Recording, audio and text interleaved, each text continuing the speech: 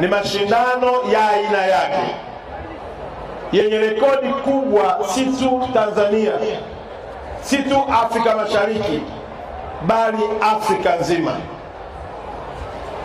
Nikiwa kama waziri mwenye dhamana, leo asubuhi nilimjulisha Daktari Samia Suluhu Hassan ya kwamba nimealikwa kuwa mgeni rasmi kwenye Kili Marathon.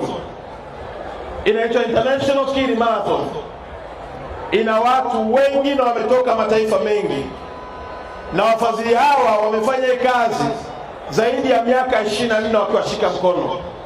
Na nikamwambia Mheshimiwa Rais Daktari Samia, yalianza kidogo kidogo, sasa yanaingia kwenye rekodi ya nchi 68 duniani zinakuja Kilimanjaro, Tanzania.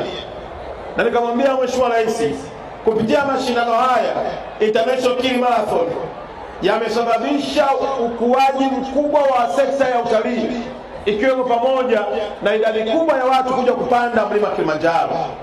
Nikamwambia sio hivyo tu, yamechagiza kwa kiwango kikubwa pato la mwananchi mmoja mmoja, kuanzia mfugaji kwa sababu anapata soko la kuuza nyama, kuanzia mkulima kwa sababu anapata soko la kuuza chakula, kuanzia kwenye rodi kwa sababu anapata mteja kulala kwenye kitanda, lakini kwenda mpaka kwa pota anayepandisha watu mlimani. Daktari Samia ameniagiza mambo matatu yafuatayo. La kwanza, kwa kazi kubwa iliyofanyika, amesema mwakani yeye mwenyewe Daktari Samia Suluhu Hassan atakuja kwenye International Kili Marathon kushiriki nanyi kwenye riadha.